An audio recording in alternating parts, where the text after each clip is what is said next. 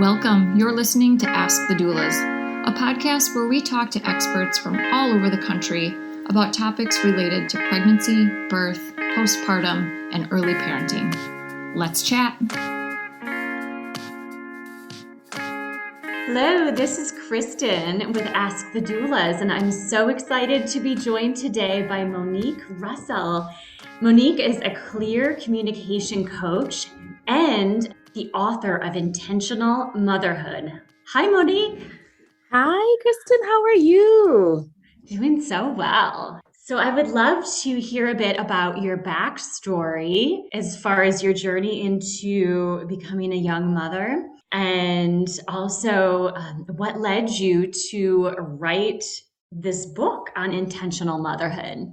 Oh, absolutely. So right now I live in Atlanta, Georgia, but I grew up in the beautiful islands of the Bahamas. Wow. And I left the Bahamas after I graduated high school and I moved to cold Minnesota. And that's where I went to college. And it was one semester after I started college that I found myself pregnant. It was an unplanned pregnancy. I switched schools from where I was going. I was going first to the College of St. Benedict, then I moved to St. Cloud State. Okay. And so I had my son, and literally like that next semester, I started picking back up classes that January.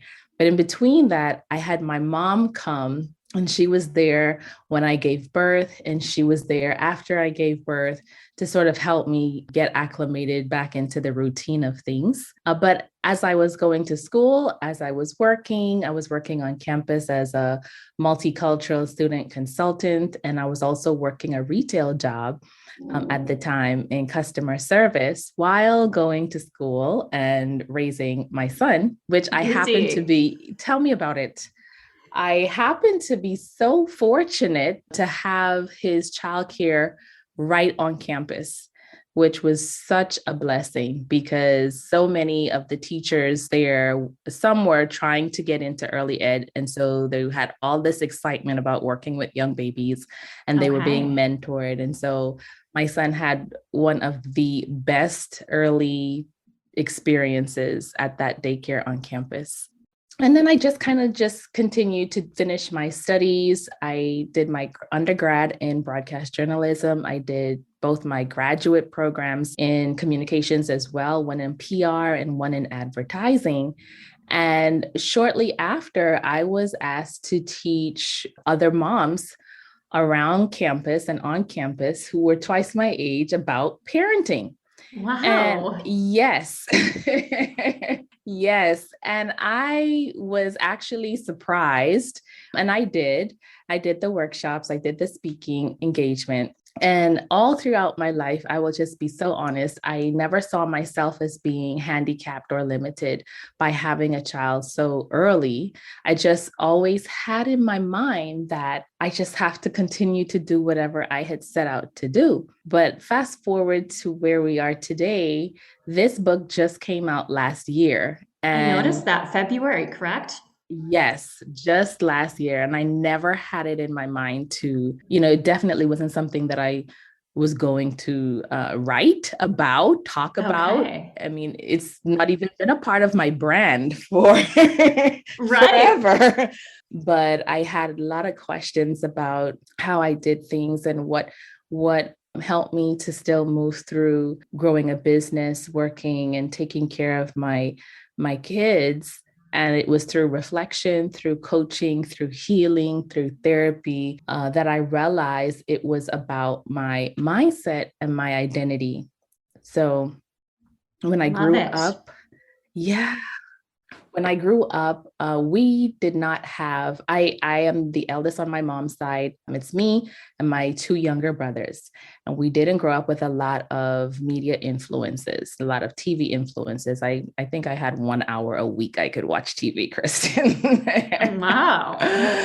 And so, not typical. It's not. And I think that's part of why I don't watch much today either. But as I was reflecting about the whole experience and how our mindsets are shaped and formed, or how mine was formed, I point back to a lot of these types of things because there were people around me when I got pregnant who thought that I would not finish school. They thought that I wouldn't, become a success because I would end up as a statistic, which I obviously did not. And I think back to, okay, well, where did this mindset actually begin? And I think it's because I wasn't surrounded with so many stories of failure around parenting or of failure around young people and parenting. And then my mom was a very strong support for me. So this journey of the book came through my personal experiences being a young mom, losing some of my identity after I had my second son, building back my confidence, working with my clients on their confidence and their professional careers and their business lives, and just really chronicling the whole journey of what it means to be an intentional mom, because I think we tend to plan everything out in our lives. We plan our marriage, we plan our college, we plan where the kids are going to extracurricular activities. But somehow when this motherhood thing comes up, we just tack it along and keep going as though, okay, nothing's changed. We're just a mom and we keep going. And then when we can't keep up with everything, or we feel low, or we don't feel like ourselves and we feel isolated, we feel like a failure. So it's us stopping to redefine what success looks like and stopping to redefine and really step into the identity of being a mom. Yes. And so much changes, and it can be overwhelming if you're trying to compare yourself to the Instagram moms or Pinterest moms or society's expectations. So I do love how individualized, your approach is. Yeah, that's so true. Because you don't even have to be a mom to be impacted by the social media feelings, right? Yes. So that's one thing I would always say too, like to follow the people in your social media who are showing positive stories or who are showing the reality of what it is that they're facing, so that you won't feel alone or you won't feel as though you're not measuring up, because those stories can begin to play in your head so quickly. And before you know it, you're in a spiral thinking that, oh my God, just not measuring up. And I don't want any mom to have to feel like that. Or if you do feel like that, knowing how to kind of journal your way or gratitude your way or talk through your way out of that feeling. Makes complete sense. I tell my birth clients during pregnancy, to surround themselves with positivity. So, hearing positive birth stories versus the fear-filled ones, and, really finding a group of supportive friends and family members. And then after they give birth in that postnatal phase, really finding people who are telling it like it is. And like you said, like, straight up telling the truth versus having the filtered version of motherhood, the ideals of perfection that we have. Oh my God, I was a perfectionist, Kristin. I can see that, Monique. In a past life, I was a perfectionist, my goodness. But that journey to letting go of that, and I write about that in the book too, the journey to embracing that and recognizing the difference between self-like and self-love, what we are doing when we like ourselves, which is a lot of that internal, external stuff, versus when we love ourselves and we're embracing the thoughts and the feelings that we have, and we're setting up healthy boundaries for ourselves and having realistic expectations and being gentle and patient and kind with ourselves, so that we can pass that down to the little humans that we're raising who are observing everything that we do. They sure are. There's no doubt. Hey, Alyssa here. I'm just popping in to tell you about our course called Becoming. Becoming a Mother is your guide to a confident pregnancy and birth, all in a convenient 6-week online program. From birth plans to sleep training and everything in between, You'll gain the confidence and skills you need for a smooth transition to motherhood. You'll get live coaching calls with Kristin and myself, a bunch of expert videos, including chiropractic care, pelvic floor physical therapy, mental health experts, breastfeeding, and much more. You'll also get a private Facebook community with other mothers going through this at the same time as you to offer support and encouragement when you need it most. And then, of course, you'll also have direct email access to me and Kristin, in addition to the live coaching calls. If you'd like to learn more about the course, you can email us at info@goldcoastdoulas.com or check it out at thebecomingcourse.com. We'd love to see you there.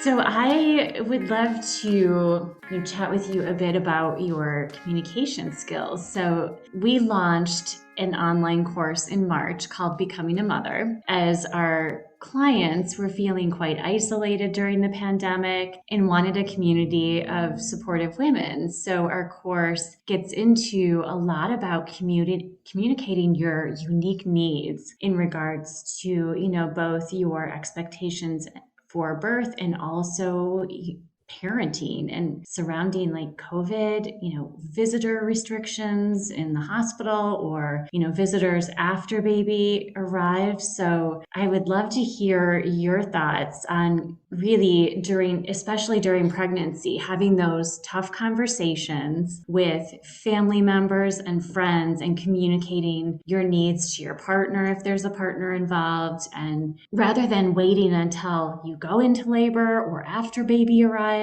So what are your thoughts on that?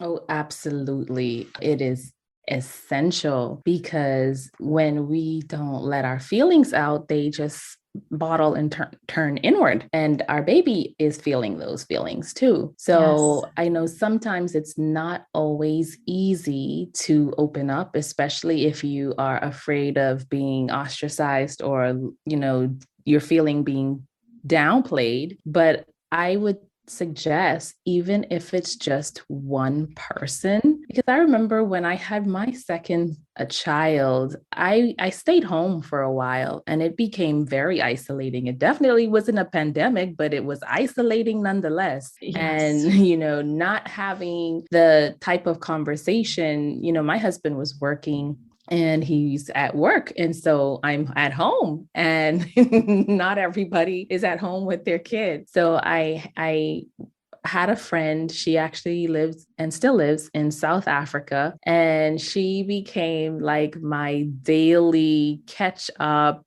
relief person. Lovely. And it was incredible. We weren't meeting in person because we were thousands and thousands of miles away. So I would say, release the expectation that it has to be someone in your biological family yes. that you are opening up to, because, at the end of the day, sometimes we are in situations with blood family that may not be as supportive. So, think about family as having that support and reach out to that person. Share your heart, use journaling as a tool, but try not to keep it into yourself because it's not going to do you or the baby any good. So true. Very helpful advice. And so as far as communicating with the partner, any tips for our listeners on really setting the type of support that a mother would be looking for, especially after baby arrives, or how to best support her during labor and so on? So that can be uncomfortable for some women. Definitely, especially because we don't know what to say. Sometimes we don't even know how to articulate what it is that we need. All we know is we will know it when we feel it. And yes. I will use both of my pregnancies as examples, because with my first son, there was almost like this unspoken communication with my mom, with those around me that knew, okay, to bring a warm towel, to, help massage my lower back that was filled with so much pain, different things that were things that I didn't even have to verbalize. Yes. Well, things a doula would do. Sure. yes. So, you Yeah. no one even has to tell you. No. But a lot of times with our partners, oh my goodness, they don't have a manual either. And Exactly. so, And they want to fix things. They just don't know what to do. they don't know what to do and they don't know how. So you'd have to express, instead of saying, my back is hurting, can you get a warm towel for my back? This is what I have observed. Being very clear about what it is that you want to happen or what it is that you need support, where you need support, that's going to reduce your own level of frustration. Because if you're speaking in general terms, then you'll feel like you're not being understood. And your partner is also going to feel frustrated because, they don't know what to do.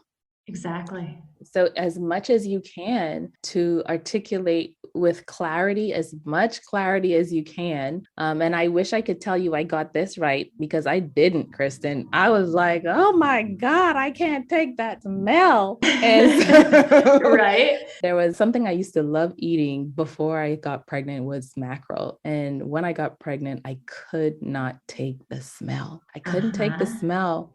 And in the beginning, that's all I would do. I would complain about the smell. And, I had to get very clear and just say, don't buy mackerel. Don't buy mackerel anymore. Yes. Don't buy it. Or if you cook it, don't cook it when I'm around. Let me go out because the smell is going to drive me crazy. And you may think like, okay, that's self-explanatory. Like I shouldn't have to do all of that explanation, but trust me, the more clear you can get, the better it's going to be for everyone. Absolutely. Totally agree. So circling back to your book on intentional mothering, any highlights that you want to cover and, resources that our readers may be interested in? Sure. So the book is a short, quick read. It's written with also prompts, journal prompts and exercises, so you can take your time and actually think through. It has 8 chapters. The first one is Who Said It Would Be Easy? Because who said it would be easy? Right. And then chapter 2 is It's Not About Age, it's about identity. And this is like how we see ourselves. We don't have to be biological moms to be moms. And it's not about biology. It's not about how old you are. It's about how you see yourself. If you see yourself as a nurturer, as a carer, as a provider. The identity of a mom is the 3rd chapter, and that talks about how our identity shifts so much when we do become a mom and how we can take time to redefine what that means for each one of us individually. Yes. Chapter 4 is about a woman's likes versus a woman's loves. And we talked a little bit about what that means. Chapter 5 is about the working mom, the working mother. That's what it's called. And that chapter is filled with practical tips, when your kids are older, how to batch and how to have meetings and things like that, so you're not overwhelmed. Chapter 6 is about apologizing to your kids. Chapter 7 is called The Egoful Father. And I met my biological dad at the age of 8. And it was a journey of trial and error to connect. But in this chapter, I dispel so many myths about the fathers and the men in our lives that are leading from their ego. It's not that they don't want to connect, they don't know how. And so when we as an intentional mom have a deeper awareness of communication, we can choose how to navigate those conversations. And then the final chapter is intentional conversations. And that's really about being an intentional mom leaning into conflict. And so that means that we're setting aside time to build connection with our siblings, to build connection with our friends, with our partners, and just really being intentional all around in our conversation so that we're not carrying hurt or overwhelm, frustration in our bodies or in our hearts. Love it. And I did notice that you have some amazing reviews on Amazon. So way to go. Thank you. So outside of Amazon, how else can our listeners find your book? You can get it on my website, moniquerussell.com. Great. And then for anyone who happens to be interested in your communications business, would you like to share that contact info as well, Monique? Absolutely. So the same way you can reach me, MoniqueRussell.com, or you can visit my LinkedIn profile, which is MoniqueRussell.com. I'm sorry, Monique Russell, Clear Communication Coach. Great. And you're also a podcaster? I am. I'm a podcaster. My podcast is called Bridge to You, Understanding in Black Unity. It focuses on diversity and inclusion among Black cultures through highlighting awakening conversations in their journey to discover themselves. Amazing. I will check it out for sure. So, any last tips or words of advice for our listeners? Yes, I want every single mom that is listening to us to know that you can't mess it up. You can't mess it up. Give yourself grace. Give yourself grace. You're doing an awesome job. Try not to take the world on your shoulders. There is no right or wrong way to connect with your child, but there's definitely effective ways to connect through communication. So just keep doing the great job that you're doing and stay encouraged. That is perfect. And my add-on to your advice would be ask for help. You don't have to do it alone. Yes, definitely ask for help. Well, thanks so much for your time, Monique. I love chatting with you, and I hope we can reconnect sometime. I would love that. Thank you for having me on the show. Of course. Take care. Bye now. Thanks for listening to Ask the Doulas. For more information about Gold Coast Doulas, visit us on our website, goldcoastdoulas.com. We're also on Instagram, Facebook, and YouTube. If you like this podcast, please subscribe and give us a 5-star review. Thank you. Remember, these moments are golden.